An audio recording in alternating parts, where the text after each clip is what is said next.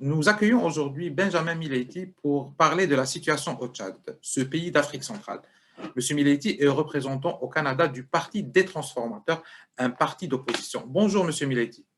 Bonjour, Monsieur Samir. Monsieur Mileiti, je vais revenir un peu sur la situation au Tchad, les derniers développements. Donc, le 20 avril dernier, il y a moins de 2 semaines, donc, le président tchadien Idriss Déby, qui venait de remporter l'élection présidentielle pour un 6e mandat, est tué lors de combats avec des rebelles.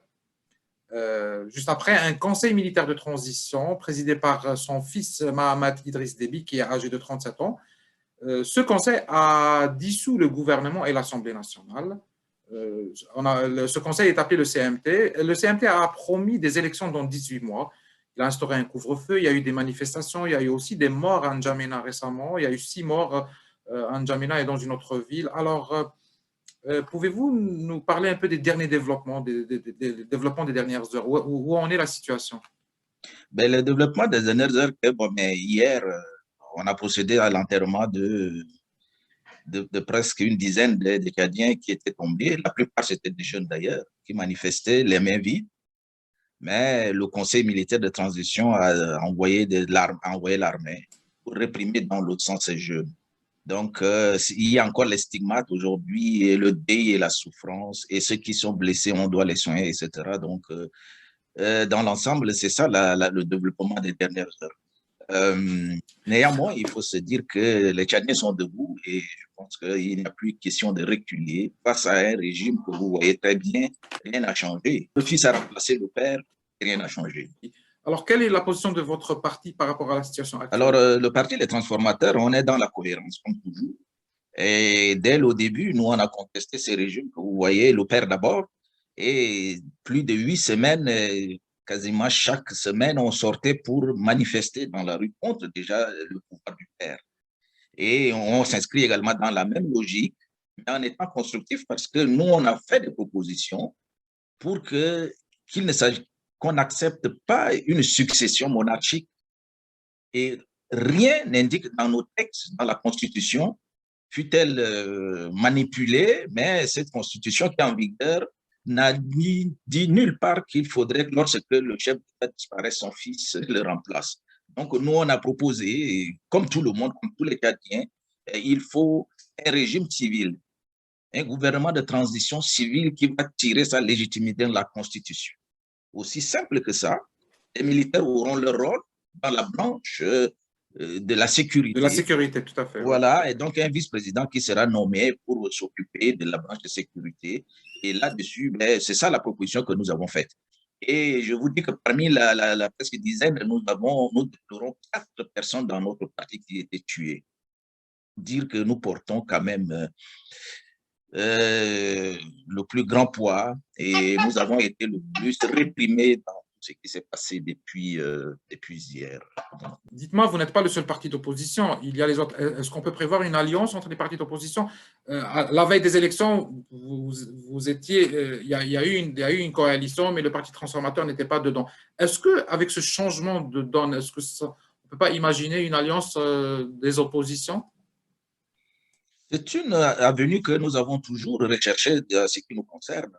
Et oui, en ce moment, la plupart des partis politiques d'opposition, mis à part l'ancienne majorité, tous ces partis sont d'accord pour qu'il y ait un régime civil. Ça, c'est le dénominateur commun. Évidemment, chaque parti peut avoir ses stratégies, mais dans l'ensemble, tout le monde décide et veut qu'il y ait un gouvernement de transition civile qui va convoquer par la suite une sorte de conférence nationale ou un débat inclusif, appelons-le comme on veut, pour que nous mettions ensemble sur place des nouvelles règles pour les élections, voyez-vous? Ça, c'est ce que vous demandez. Mais lors des funérailles d'Idriss Déby, le président français Emmanuel Macron a apporté son soutien à la junte militaire. De même que 4 autres pays du G5 Sahel, la Mauritanie, le Mali, le Burkina Faso, le Niger. Quel est votre commentaire à cette situation? Parce que vous avez l'appui de la France et de ces 4 pays et vous, de l'autre côté. Oui, mais à titre personnel, je veux me demander qu'est-ce que la France fait là-dedans? Le Tchad est un pays souverain à ce que je sache et que nous avons des textes qui ont la même portée que celle de la France. Et nulle part il est dit que le fils doit remplacer le perd parce que c'est une des considérations sécuritaires. Je me souviens qu'il y a des attentats en France. Est-ce que pour cette raison, on a demandé à ce que les militaires prennent le pouvoir en attendant de régler? Vous voyez cette incohérence? Mais la France est dans son rôle habituel de paternaliste et ces jours, si vous regardez les images, ça fait la démonstration que le pays est devenu le protectorat de la France. Je veux dire que le Tchad était devenu ces jours, la démonstration a été faite. Monsieur Yves Le Drian s'est érigé complètement en le chef de protocole. Vous le voyez se déplacer partout en train de conciliabule avec les gens, etc. Il est vraiment dans son rôle là de néocolonialisme franchement, c'est dégoûtant. Monsieur Mileti, que représente le Tchad pour la France? Pour la France, évidemment, le Tchad, ce n'est qu'un territoire hein, et les humains n'existent pas là-dedans. Donc, un grand terrain d'entraînement pour ces armées. Et s'il y a une certaine utilité, ben, c'est que nous sommes bons pour aller combattre les djihadistes ou aller combattre dans la région du Sahel pour être en avant-garde et mourir pour ça. C'est ça l'intérêt premier qui guide la France. Évidemment, il y a aussi les intérêts, j'imagine, dans les ressources naturelles, etc. Donc, pour la France, rien d'autre que cela. Pour lui, le Tchad, c'est ça. Une Vous, variable dans sa stratégie régionale. je vous comprends. Et dites-moi, les rebelles du Front pour l'alternance et la concorde au Tchad, c'est qui ces groupes-là? Est-ce que vous pouvez nous le définir? Oui, oui, ben c'est des Tchadiens, il faut le dire. Et c'est Madi qui dirige ce parti, là, qui est donc un groupe politico-militaire. Et donc, ils étaient très longtemps à l'extrême nord du Tchad. Et le moment est venu lorsque ils ont observé que Déby ne veut aucune discussion et que nous sommes, il n'y a aucune porte qui s'ouvre et que Déby a organisé des élections qui sont truquées et qu'on le voit, les résultats étaient déjà connus d'avance, etc. Donc, il n'y avait plus, pour eux, il n'y a pas d'alternative. Et ils ont fait le choix des armes. Nous le respectons, ce n'est pas ce que nous partageons, mais nous comprenons exactement pourquoi ils ont agi de la sorte.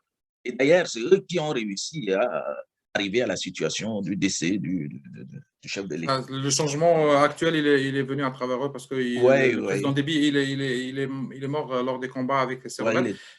Monsieur Mileti, la diaspora tchadienne va organiser le samedi 1er mai une manifestation à Montréal devant le consulat de France. Pourquoi?